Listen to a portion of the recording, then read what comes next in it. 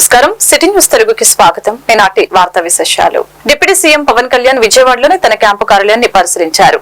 పంచాయతీరాజ్ గ్రామీణాభివృద్ధి శాఖ ముఖ్య కార్యదర్శి శశిభూషణ్ కుమార్, ఆ శాఖ కమిషనర్ కన్నబాబు, ఇతర ఉన్నతాధికారులు సాదర స్వాగతం పలికారు. క్యాంపు కార్యాలయానికి వచ్చిన పవన్ కళ్యాణ్ కి పోలీసులు గౌరవ వందనం సమర్పించారు. తన క్యాంపు ఆఫీస్ లో అధికారులతో డిప్యూటీ సీఎం పవన్ భేటీ అయ్యారు. పంచాయతీరాజ్ శాఖ వ్యవహారాలపై డిప్యూటీ సీఎం ఆరా తీశారు. ఈ నెల 19న పవన్ కళ్యాణ్ బాధ్యతలు స్వీకరించనున్న నేపథ్యంలో అధికారులతో చర్చించారు. అక్కడి నుంచి నేరుగా మంగళగిరిలోని పార్టీ కార్యాలయానికి చేరుకున్నారు. అంతకుముందు AP deputy CM Pawan Kalyan, Janasena అధినేత పవన్ కళ్యాణ్ విజయవాడకు చేరుకున్నారు. హైదరాబాద్ నుంచి ప్రత్యేక విమానంలో వచ్చిన ఆయనకు గన్నవరం ఎయిర్పోర్ట్ లో జనసేన నాయకులు, అభిమానులు ఘన స్వాగతం పలికారు. అనంతరం రోడ్డు మార్గంలో మంగళగిరి పార్టీ కార్యాలయానికి బయలుదేరారు. అక్కడి నుంచి సచివాలయానికి వెళ్లి తనకు కేటాయించిన ఛాంబర్ ను పరిశీలించారు.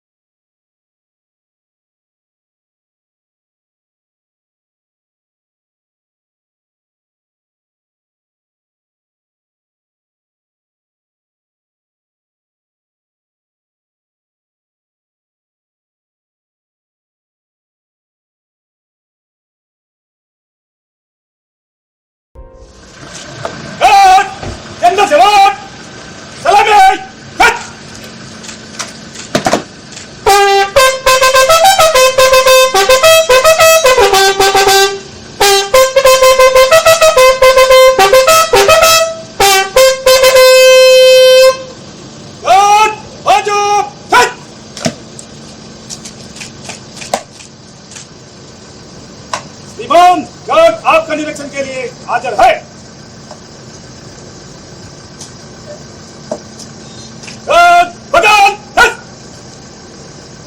सेंट्री कर रहेगा।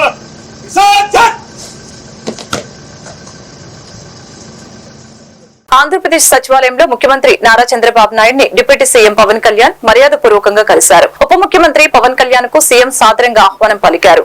కూటమి ప్రభుత్వం ఏర్పడ్డాక తొలిసారి సెక్రటరియట్ లోని తన ఛాంబర్ కు వచ్చిన పవన్ కళ్యాణ్ ను ముఖ్యమంత్రి ఆలింగనం చేసుకుని స్వాగతం పలికారు.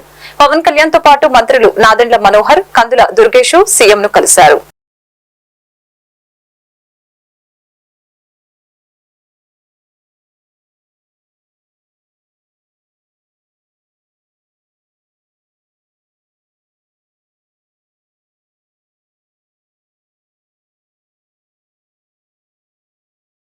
మంగళగిరి నియోజకవర్గ ప్రజల కోసం మంత్రి నారా లోకేష్ నిర్వహిస్తున్న ప్రజా దర్బారుకు ప్రజల వద్ద నుంచి అనూహ్య స్పందన లభిస్తోంది.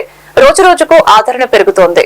నియోజకవర్గంలోని వివిధ ప్రాంతాల నుంచి ప్రజలు ఉండవల్లిలోని నివాసానికి చేరుకుని మంత్రి లోకేష్ కు తమ సమస్యలను విన్నవించారు. చిన్న సమస్య నుంచి పెద్ద సమస్య వరకు ప్రతి ఒక్కరి నుంచి ఓపికగా వింటున్నారు. తన పరిధిలో ఉన్న సమస్యల్ని వెంటనే లోకేష్ పరిష్కరిస్తున్నారు. పరిష్కారం కాని సమస్యల్ని సంబంధిత విభాగాల అధికారులకు పంపి పరిష్కార మార్గం చూపుతున్నారు. తన వద్దకు వచ్చిన ప్రజల కష్టాలు వింటూ కన్నీళ్లు తుడుస్తూ మీ వెంట నేనున్నానంటూ ప్రజా దర్బార్లో లోకేష్ భరోసా ఇస్తున్నారు.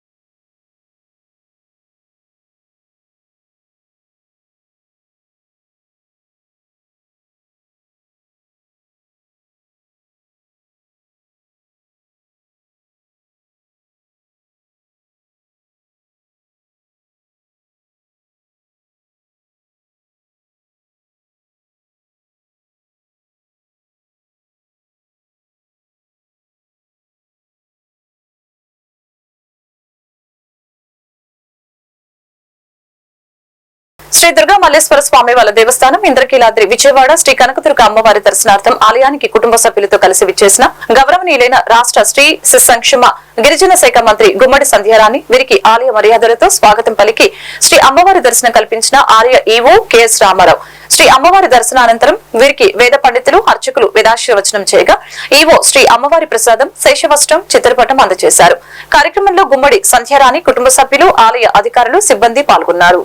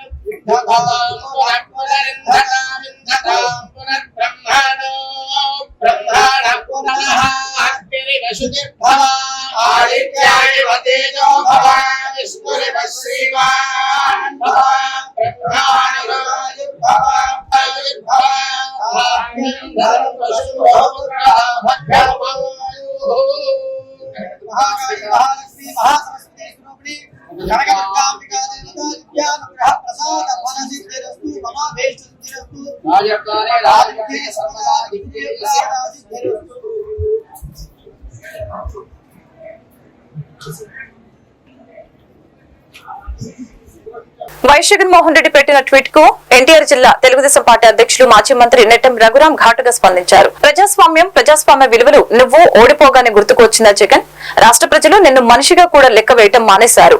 ఇప్పటికైనా బుద్ధి తెచ్చుకుని మనిషిగా మారతావని ఆశిస్తున్నామని తీవ్ర పదజాలంతో వైఎస్ జగన్ ను ట్యాగ్ చేసి వీడియోను పోస్ట్ చేశారు.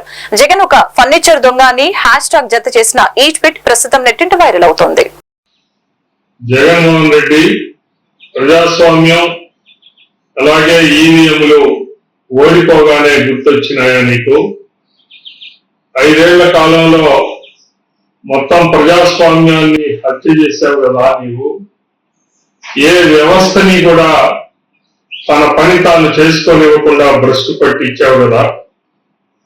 చివరికి హైకోర్టుని న్యాయమూర్తుల్ని అలాగే సుప్రీంకోర్టు న్యాయమూర్తుల్ని కూడా నీవు బదనాం చేశావు కదా. ఏ వ్యవస్థని నువ్వు సక్రమంగా ఉంచావు? నువ్వే చెప్పావు కదా 2019 ఎన్నికల్లో గెలిచిన తర్వాత ఆ రోజున ఈవీఎంల మీద ఏం మాట్లాడావు నువ్వు? అవి అన్ని కూడా 80% ఓటర్లు ఓటు వేశారు. వాళ్ళు ఈవీప్యాట్ లో చూసుకున్నాకనే బయటకు వచ్చారు, లేకపోతే అక్కడే గొడవ చేసేవాళ్ళు కదా.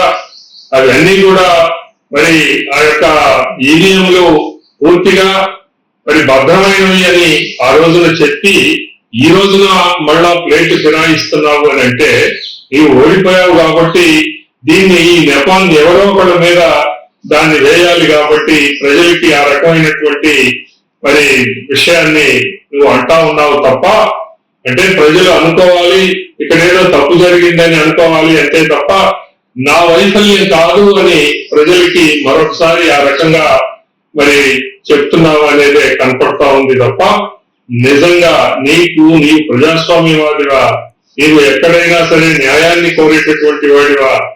ఏ రోజున కూడా నువ్వు 5 సంవత్సరాల కాలంలో పూర్తిగా మొత్తం మరి వ్యవస్థలన్నింటినీ కూడా భ్రష్టు పట్టించావు, ఖజానాన్ని కొల్లగొట్టావు, లూటీ చేశావు. ఏ రకంగానూ మరి ప్రజాస్వామ్యయుతంగా నువ్వు పరిపాలన చేయలేదు అనేది కాబట్టే ఈ రోజున నిన్ను ప్రజలు ఈ రకంగా ఇంత ఘోరంగా నిన్ను తిరస్కరించటం అనేది జరిగింది.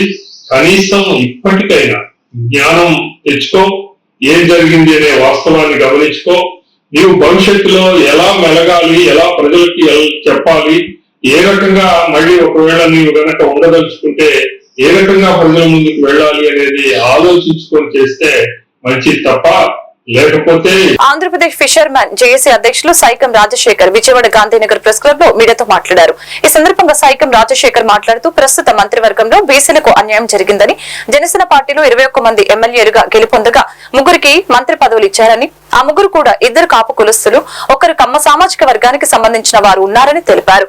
డిప్యూటీ సీఎం పదవి బీసీలకు ఎందుకు ఇవ్వలేదని, వైసీపీ ప్రభుత్వం కూడా బీసీలకు ప్రాధాన్యత ఇవ్వలేదని, బీసీలకు మంత్రివర్గంలో ప్రాధాన్యత ఎందుకు ఇవ్వలేదో పవన్ కళ్యాణ్ సమాధానం చెప్పాలని, బీసీలకు సమాధానం చెప్పలేని ఎడల మా భవిష్యత్తు కార్యాచరణను త్వరలో తెలియజేస్తామని తెలిపారు.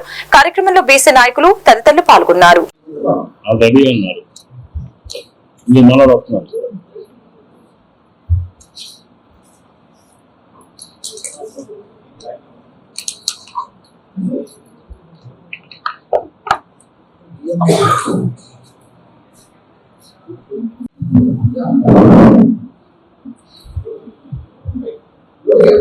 మిత్రులారా, నా పేరు సైకం రాజశేఖర్, బీసీ యువజన సంఘం.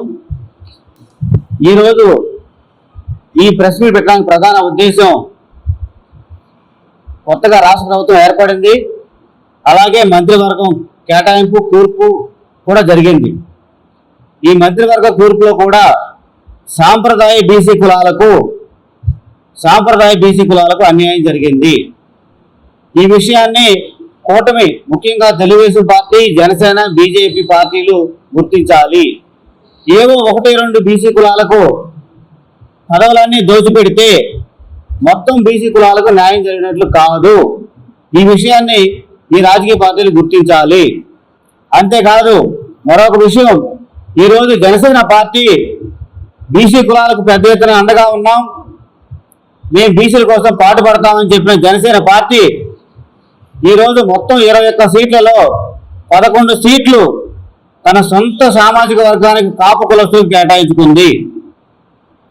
ఇవి పోను మంత్రివర్గం నుంచి జనసేన పార్టీ 3 ప్రతిపాదిస్తే 3 కూడా 2 కాపు సమాజానికి చెందిన వారు కాగా, పవన్ కళ్యాణ్, దుర్గేష్ కాపు సమాజానికి చెందిన వారు కాగా, నాదెండ్ల మనోహర్ గారు కమ్మ సమాజానికి చెందినవారు. అంటే జనసేన పార్టీలో ఎమ్మెల్యేలు గెలిచిన 3 అభ్యర్థులు, బీసీ 3 అభ్యర్థులు కూడా మంత్రివర్గానికి లేదా మంత్రి పదవి చేయడానికి అర్హులు కాదా? బీసీలు మంత్రులుగా బీసీలు ఎందుకు మంత్రివర్గం తీసుకోవట్లేదో ఆయన విస్తృత ప్రజానీకానికి వివరించాలి. లేదా మేము భవిష్యత్తు కార్యాచరణ చేపడతాము, బీసీ హక్కుల కోసం మేము నిరంతరం ఉద్యమిస్తూనే ఉంటాము. ఇప్పటికే బీసీ సంఘాలు కూడా పార్టీలకు అనుబంధ సంఘాలుగా మారిపోయినాయి. మేము బీసీల హక్కుల కోసం నిరంతరం పోరాటం చేస్తూనే ఉంటాము. ఏ రాజకీయ పార్టీకి తొత్తులుగా అనుబంధంగా వ్యవహరించాము. ఈ విషయాలను కూడా పరిగణన తీసుకుని జనసేన పార్టీ అధినేత బీసీలకు ఎందుకు సీట్లు కేటాయించలేదు, మంత్రివర్గంలోకి ఎందుకు ప్రాధాన్యత కల్పించలేదో తక్షణమే ఈ బీసీ సమాజానికి సమాధానం చెప్పాలి. జై భీమ్ రామ్ భారత పార్టీ వ్యవస్థాపకులు జడ శ్రావణ్ కుమార్ గాంధీనగర్ లో ఉన్న తమ కార్యాలయంలో మీడియాతో మాట్లాడారు. ఈ సందర్భంగా జడ శ్రావణ్ కుమార్ మాట్లాడుతూ రాష్ట్రంలో ఊహించిన ఫలితాలు కూటమికి వచ్చాయని, గత పాలకుల తప్పిదాల వలన ఎన్డీఏకి 164 సీట్లు వచ్చాయని తెలిపారు. ఇవి ఒక్క రోజులో వచ్చిన ఫలితాలు కావని, అప్రజాస్వామిక పాలనపై నిరంతర పోరాటాల ద్వారానే సాధ్యమైందని తెలిపారు. మాజీ మంత్రులు, మాజీ ఎమ్మెల్యేల ఇళ్లపై దాడులు చేసే నాయకులు గత 5 ఏళ్ల పొరపాటు చేసిన వారు కాదని టీడీపీ, జనసేన నాయకులు ఒకసారి ఆలోచన చేయాలని తెలిపారు.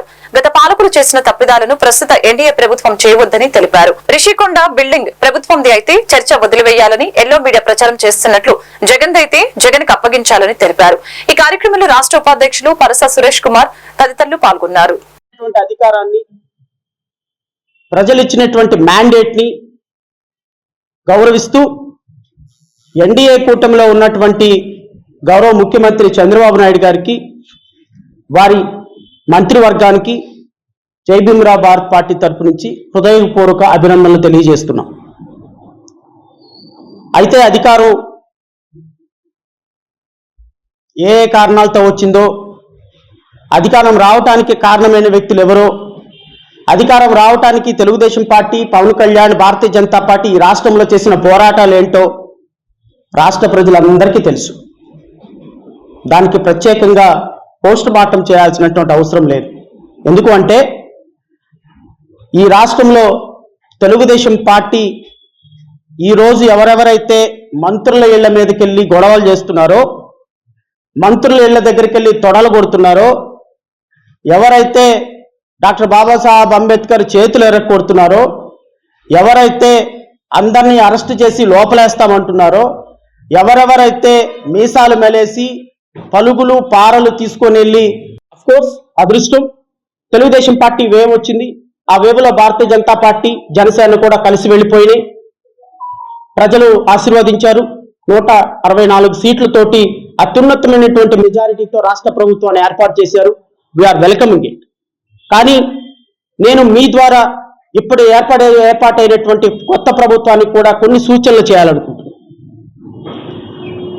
మీరు గత ప్రభుత్వంలో దళితుల మీద దాడులు, దళిత బిడ్డల మీద దాడులు, 237 అత్యంత దుర్మార్గకరమైనటువంటి దళిత బిడ్డల మీద దాడులు చేసినటువంటి, బహుజన బిడ్డల మీద దాడులు చేసినటువంటి, ముస్లిం బిడ్డల మీద దాడి చేసినటువంటి, బలహీన వర్గాల మీద దాడి చేసినటువంటి వ్యక్తుల్ని అరెస్టు చేసి వాళ్ళని శిక్షిస్తామని చెప్పి మాట ఇచ్చి ఈరోజు ప్రభుత్వంలో ఏర్పాటు చేశారు. ప్రతిరోజు మీరు మంచిది కాదు. గత ప్రభుత్వంలో మీ తెలుగుదేశం పార్టీ కార్యాలయం మీద దాడి జరిగినప్పుడు మేము కూడా రోడ్డు మీదకి వచ్చి మాట్లాడాం. గత ప్రభుత్వం ఎవరినైనా చంద్రబాబు నాయుడు గారు ఇంటి మీదకి జోగి రమేష్ దాడికి వచ్చినప్పుడు తను ఖండించాం. గత ప్రభుత్వంలో అన్యాయంగా కేసు పెట్టి చంద్రబాబు నాయుడు గారిని అరెస్ట్ చేసి 53 రోజులు లోపల పెట్టినప్పుడు మేమే ఫైట్ చేశాం. గత ప్రభుత్వంలో రోజా లాంటి, కొడాలి నాని లాంటి, వాజ్పేయి లాంటి వాళ్ళు అవమానకరంగా అసెంబ్లీలో మహిళలతో మాట్లాడితే వాళ్ళని అరెస్ట్ చేసి వేరే వాళ్ళ రాజకీయ కారణాలతోటి లోపల వేస్తే పోరాటం చేసింది మేమే, తెలుగుదేశం పార్టీ కార్యకర్తల కంటే ఎక్కువ కూడా. ఎందుకంటే we're concerned about constitutional rights. We're not concerned about political parties. We're not concerned about persons. రాయలసీమలో కురువకులం ప్రథమ స్థానంలో ఉందని కురువకులం రాష్ట్ర అధ్యక్షులు శ్రీనివాసరావు తెలిపారు.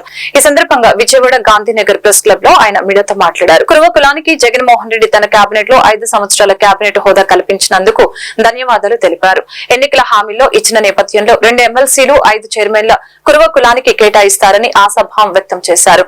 కురువకులంలో కూడా ఉన్నత స్థాయిలో ఉద్యోగులు, డాక్టర్లు ఉన్నారని తెలియజేశారు.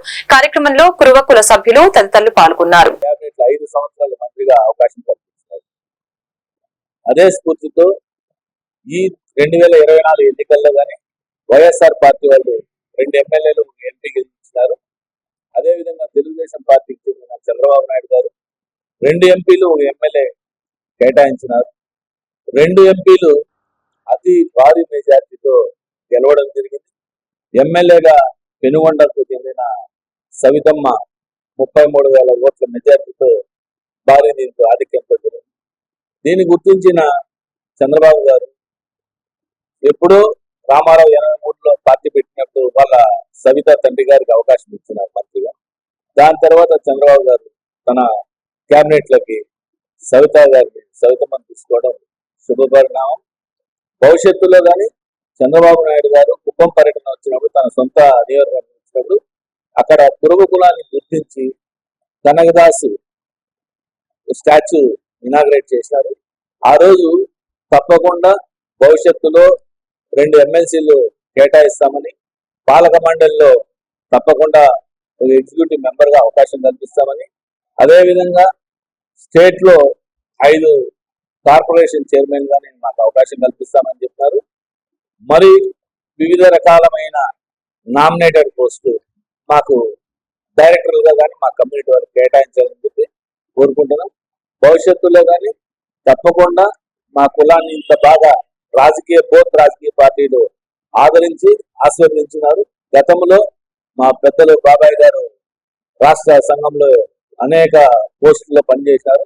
ఎప్పుడు కానీ ఇంత రాజకీయ చైతన్యం. ఈ వార్తలు ఇంతటితో సమాప్తం. మరొక బులెటిన్ మళ్ళీ కలుద్దాం. నమస్కారం.